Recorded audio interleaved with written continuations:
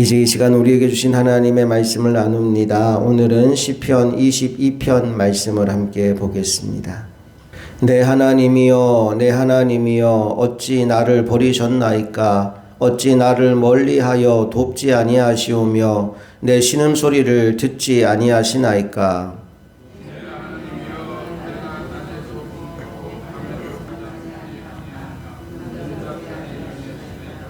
이스라엘의 찬송 중에 계시는 주여, 주는 거룩하시니이다.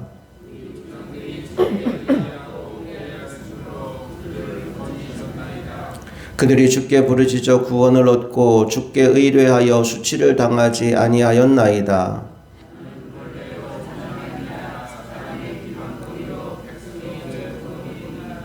나를 보는 자는 다 나를 비웃으며 입술을 삐죽거리고 머리를 흔들며 말하되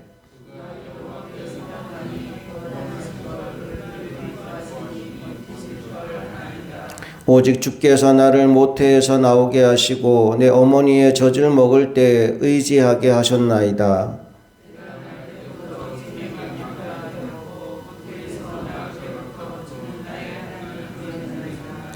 나를 멀리하지 마옵소서. 환난이 가까우나 도울 자 없나이다.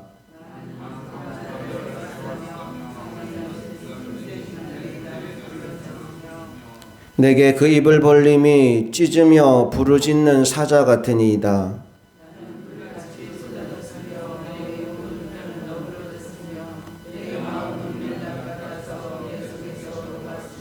내 입이 말라 질그릇 조각 같고 내 혀가 입천장에 붙었나이다. 주께서 또 나를 죽음의 진토 속에 두셨나이다.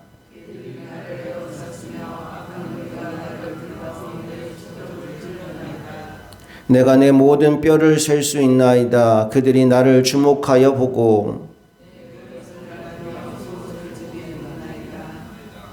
여호와여, 멀리하지 마옵소서. 나의 힘이시여 속히 나를 도우소서.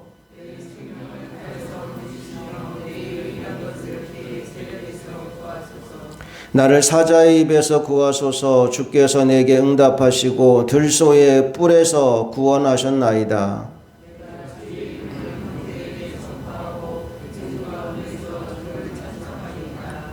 여호와를 두려워하는 너희여, 그를 찬송할지어다. 야곱의 모든 자손이여, 그에게 영광을 돌릴지어다. 너희 이스라엘 모든 자손이여, 그를 경외할지어다.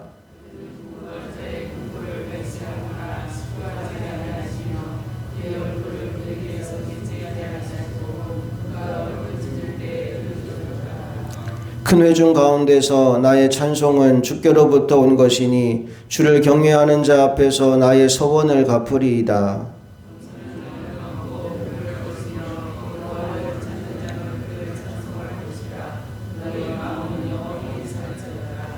땅의 모든 끝이 여호와를 기억하고 돌아오며 모든 나라의 모든 족속이 주의 앞에 예배하리니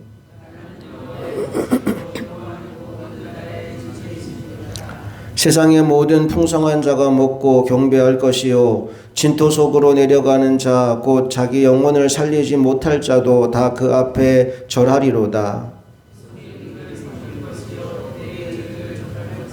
함께 읽습니다. 와서 그의 공의를 태어날 백성에게 전하며 주께서 이를 행하셨다 할 것이로다. 아멘. 시편 22편은 다윗이 고난 가운데 기록한 시이면서 동시에 예수님의 십자가 고난을 예언한 시이기도 합니다. 1절 말씀을 다시 한번 읽어볼게요. 시작. 내 하나님이여, 내 하나님이여, 어찌 나를 버리셨나이까? 어찌 나를 멀리하여 돕지 아니하시오며 내 신음소리를 듣지 아니하시나이까? 여러분, 이 말씀 읽으면서 뭔가 떠오르지 않습니까? 십자가에서 주님이 남기신 말씀 가운데 엘리 엘리 라마 사박다니, 나의 하나님 어찌하여 나를 버리셨나이까? 라는 고백을 하는데 그와 동일한 고백을 지금 다윗이 하고 있는 겁니다. 우리의 인생 가운데 하나님의 도움을 구하지만 하나님이 전혀 응답하지 않는 것처럼 느껴지는 순간들이 있습니다. 하나님, 왜 내 기도를 듣지 않으시나요? 하나님, 왜 내 고난이 끝나지 않나요? 하나님 앞에 아무리 부르짖어도 응답이 없어서 마치 하나님께 버림받은 듯한 절망감을 느끼는 순간이 있어요. 그 모든 상황을 무한대로 확대해 보면 우리가 만나게 되는 것이 예수님이 달리신 십자가입니다. 예수님은 온 인류의 죄를 짊어지시고 십자가에 못 박히셨습니다. 하나님은 전능하신 분이지만 그 상황 가운데 아무것도 하지 않으셨어요. 바로 그때 주님이 이 말씀을 하신 겁니다. 나의 하나님, 나의 하나님, 어찌하여 나를 버리셨나이까. 그런데 더 안타까운 게 뭐냐 하면 그렇게 하나님의 사람이 절망 가운데 있을 때 주변에 있는 사람들이 그를 조롱하기 시작한다라는 거지요. 6절부터 8절까지 말씀을 또 함께 읽어봅니다. 시작. 나는 벌레요 사람이 아니라 사람의 비방거리요 백성의 조롱거리니이다. 나를 보는 자는 다 나를 비웃으며 입술을 비죽거리고 머리를 흔들며 말하되 그가 여호와께 의탁하니 구원하실 걸 그를 기뻐하시니 건지실 걸 하나이다. 마치 벌레를 보듯이 조롱과 비웃음으로 그를 대하는 겁니다. 그리고 그가 하나님을 의탁하니 하나님이 구원해 주시겠지, 그를 기뻐하니 건져내시겠지 라며 거들먹거리고 있는 거죠. 이 조롱과 이 수치를 극단까지 확장시켜지면 또 만나게 되는 것이 바로 우리 주님의 십자가입니다. 우리 마태복음 27장으로 잠깐 가보겠습니다. 마태복음 27장 39절부터 44절까지 말씀을 같이 읽겠습니다. 시작. 지나가는 자들은 자기 머리를 흔들며 예수를 모욕하여 이르되 성전을 헐고 사흘에 짓는 자여 내가 만일 하나님의 아들이거든 자기를 구원하고 십자가에서 내려오라 하며 그와 같이 대제사장들도 서기관들과 장로들과 함께 희롱하여 이르되 그가 남은 구원하였으되 자기는 구원할 수 없도다. 그가 이스라엘의 왕이로다. 지금 십자가에서 내려올지라. 그리하면 우리가 믿겠노라. 그가 하나님을 신뢰하니 하나님이 원하시면 이제 그를 구원하실지라. 그의 말이 나는 하나님의 아들이라 하였도다 하며 함께 십자가에 못 박힌 강도들도 이와 같이 욕하더라. 주님이 십자가에서 고통당하는 그때 사람들이 그를 모욕하고 조롱하기 시작합니다. 네가 하나님의 아들이라며 한번 내려와봐. 십자가에서 내려오면 내가 믿어줄게 라고 조롱하고 비웃기 시작했어요. 사실 예수님 힘이 있는 분입니다. 하나님과 동등된 분이십니다. 그 십자가에서 내려오고자 하면 충분히 내려올 수 있는 힘을 가진 분이셨어요. 하지만 참으셨습니다. 우리의 구원을 위해서, 하나님의 뜻이 이루어지기 위해서 할 수 있는 힘과 능력을 가졌지만 끝까지 참으셨습니다. 오늘 우리 인생 가운데에도 어떤 조롱과 수치를 당하고 모욕을 당하고 힘든 일을 겪는 그때를 만날 때 나의 혈기와 나의 분노로 그 상황을 대하는 것이 아니라 하나님의 마음을 품고 인내하며 하나님의 때를 기다릴 줄 아는 믿음의 사람들이 될 수 있기를 축복합니다. 분노는, 혈기는 절대로 하나님의 뜻을 이룰 수가 없습니다. 끝까지 인내하며 기도할 때 하나님이 그 기도를 통해 상황을 바꾸시고 역전하는 은혜를 우리에게 허락해 주실 줄로 믿습니다. 다시 본문으로 돌아와서 17절, 18절 말씀을 또 읽어보기 원합니다. 본문 17절, 18절 시작. 내가 내 모든 뼈를 셀 수 있나이다. 그들이 나를 주목하여 보고 내 겉옷을 나누며 속옷을 제비 뽑나이다. 이 일도 예수님이 겪으셨던 일이죠. 십자가에 달리기 전에 군병들이 예수님의 옷을 제비 뽑아 나누어 가진 일이 있었습니다. 지금 다윗은 약 1000년 이후에 일어날 예수님이 겪게 되시는 그 십자가 고통을 미리 맛보고 있는 중이지요. 그런데 이런 처참한 상황 가운데 있던 다윗에게 놀라운 반전이 일어납니다.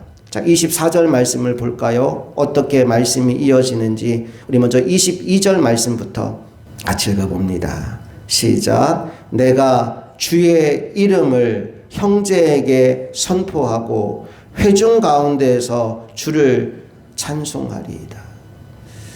시작할 때 이거였죠. 나의 하나님 어찌하여 나를 버리셨나이까. 하나님께 버림받은 기분이에요. 사람들은 나를 조롱합니다. 너는 벌레에 불과해. 하나님 너 구원하실 걸, 하나님 도와주실 걸 조롱하고 모욕합니다. 나의 옷을 막 제비 뽑아 가져갑니다. 모욕과 수치와 조롱을 당하는 그에게 놀라운 변화가 일어나요. 하나님이 그의 인생 가운데 찾아오신 거예요. 여러분, 인생의 고난 가운데 기도해야 되는 이유 중에 하나는 기도가 우리의 모든 것을 바꾸기 때문에 그렇습니다. 기도한다고 해서 환경이 바뀌지 않을 수는 있어요. 하지만 기도할 때 하나님이 나를 찾아오십니다. 그리고 나를 먼저 바꾸어 놓으십니다. 아무것도 염려하지 말고 다만 모든 일에 기도와 간구로 너희 모든 것 감사함으로 하나님께 아뢰일지어다. 그리하면 하나님의 평강이 그리스도 예수 안에서 너희 마음과 생각을 지키시리라. 기도할 때 제일 먼저 일어나는 변화가 뭐냐 하면 내 마음이 바뀌는 거예요. 하나님의 평강이 내 마음 가운데 임하고 그 순간 문제를 볼 때 그 문제는 더 이상 옛날 그 문제가 아닌 게 되어버립니다. 크고 놀라우신 하나님이 나와 함께 하시니 이제는 문제를 바라보지만 예전과 같이 두렵지 않아요. 오히려 함께 하신 하나님 때문에 새로운 희망과 기쁨이 내 마음을 주장하게 됩니다. 그래서 오늘 시편의 뉘앙스가 달라지는 거예요. 절망 가운데 있던 부르짖음이 하나님을 향한 찬양으로 바뀌어지는 겁니다. 자, 그 찬양이 어떻게 이어집니까? 24절 말씀으로 가볼게요. 시작. 그는 곤고한 자의 곤고를 멸시하거나 싫어하지 아니하시며 그의 얼굴을 그에게서 숨기지 아니하시고 그가 울부짖을 때 들으셨도다. 다윗이 회중 가운데서 주를 찬송한 이유가 바로 여기 있어요. 고통 가운데, 곤고함 가운데 부르짖었더니 하나님이 들으셨다는 거예요. 하나님 여전히 살아계시군요. 나의 기도를 들으시는 분이시군요. 나를 결코 외면하지 않으시네요. 나의 신음소리까지 듣고 계셨네요. 그 감격이 오늘 다윗으로 하여금 하나님을 찬양하게 만드는 원동력이었다는 겁니다. 계속해서 오늘 다윗은 이런 고백을 합니다. 26절부터 28절까지를 함께 읽겠습니다. 시작. 겸손한 자는 먹고 배부를 것이요 여호와를 찾는 자는 그를 찬송할 것이라. 너희 마음은 영원히 살지어다. 땅의 모든 끝이 여호와를 기억하고 돌아오며 모든 나라의 모든 족속이 주의 앞에 예배하리니 나라는 여호와의 것이요 여호와는 모든 나라의 주제이심이로다. 아멘. 누가 겸손한 사람입니까? 하나님만 의지하고 하나님만 신뢰하는 사람입니다. 겸손은 제가 뭘요? 이게 겸손이 아니에요. 하나님이 나의 왕이시며 나는 하나님의 뜻에 온전히 순종합니다. 이게 겸손입니다. 그래서 겸손한 사람이 가장 먼저 하는 일은 기도예요. 내가 뭘 할 수 있어 교만한 사람입니다. 내 힘으로 뭔가 할 수 있다고 생각하는 사람은 기도하지 않습니다. 그냥 하면 되니까요. 하지만 겸손한 사람은 하나님 앞에 무릎을 꿇습니다. 하나님의 말씀을 듣고 하나님의 뜻을 깨닫고 그 뜻대로 살아가기 위해 몸부림치는 사람이 겸손한 사람입니다. 하나님이 그런 사람들을 결코 버려두지 않아요. 우리가 지금 사순절 기간을 보내고 있습니다. 여러분, 주님의 십자가 희생은 죽음으로 끝이 아닙니다. 부활과 승천으로 이어집니다. 또한 온 인류 모든 민족의 구원으로 이어집니다. 그래서 현재의 고난은 장차 우리에게 다가올 영광과 좋게 비교할 수 없다라고 선포하는 거죠. 오늘 여러분 인생 가운데 고난이 있습니까? 힘들고 어려운 상황들이 있습니까? 여러분 결코 포기하지 마십시오. 하나님은 여러분을 버려두지 않으십니다. 그 상황 가운데 기도하며 인내하며 믿음의 경주를 완주할 때 주님이 우리에게 예비하신 생명의 면류관이 여러분 각 사람에게 주어지게 될 것입니다.